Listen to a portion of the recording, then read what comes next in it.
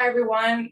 Welcome to Nashville SC's post-match media availability after our match with Inter Miami. We're here with BJ Callaghan. Tonight, we're going to start with an opening statement from him and then go into questions. As a reminder, please use the hand raise function or put in the comments if you have a question. BJ, just go ahead and tell us about tonight's result. Yeah, I thought it was a really high-level game with two really good teams playing against each other, kind of like a heavyweight battle. Disappointed on how we concede goals, but I thought our response both times was really good.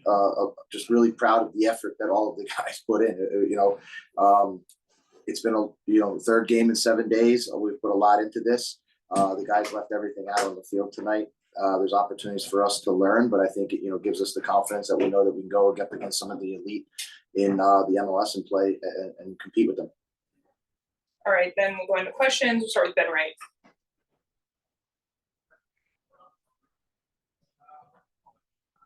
Ben, you might be muted.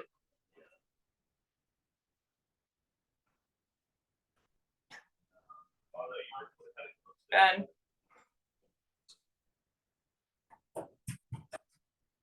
Okay, we'll move on next with Lauren Walsh if you have a question.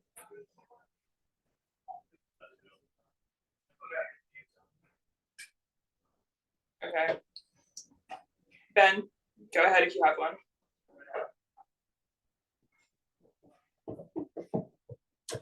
All right, do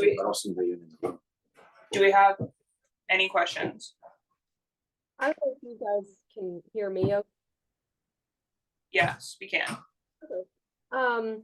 Yeah, Coach. I thought it was interesting earlier in the week. One of the players was saying kind of the output matched the input for you guys with the streak, and that was kind of how some of them were looking at it, just in terms of reaping the rewards of their effort, in terms of that output input way he described it. How do you kind of view that streak just in the context of the summer and what it's built up for all of you to this point, regardless of the result tonight?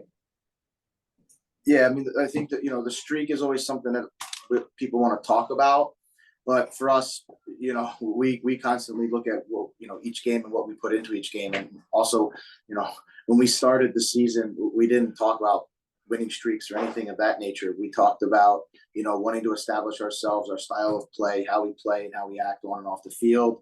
We want to make the MLS playoffs and we want to compete for trophies. And, throughout this period of time, May, June, July, we've been able to put ourselves in opportunity to continue to earn those objectives that we set out in the opening of the season. So, again, we're going to continue to, work hard each and every day, continue to evaluate our process. And we got a quick turnaround for what is the day? So against Columbus. Lauren, do you have another question? No, thank you. Ben, we'll go to you again. Yeah. Hey, BJ, can you hear me now? Yeah, I have you now, Ben. Thanks. Awesome. Sorry about that earlier. You talked about how you guys have just wanted to kind of play your game and the way that you want to approach games. It felt like in the first half, especially Miami, made it tough for you to do that. I'm curious, what did you think they did well that kind of limited you guys? And then what were some of the adjustments that you made at halftime to have an improved second 45 minutes? Yeah, I would say, obviously I think, when Miami has the ball, it's dangerous. There's a lot of dangerous players out there. So I don't think we were as aggressive defensively as we could have been. But, credit to them. They do a good job. With the ball, I just think we had a bad start. We were careless with the ball. We weren't calm with it. I felt like we could have it for longer periods of time and not be so rushed. And I thought after we sort of weathered their storm a little bit, maybe 20 minutes, we finally got there.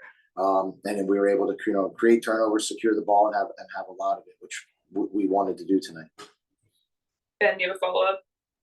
Yeah, and then I just wanted to ask about Miami's second goal. Obviously, I know that you want your goalkeepers to play out of the back like that, and we've seen Joe do really well with that throughout the season. What do you say to him after that? I know he's been around for a while, but do you feel like there's any like encouragement needed after that, or do you just kind of brush it off and move on to the next one?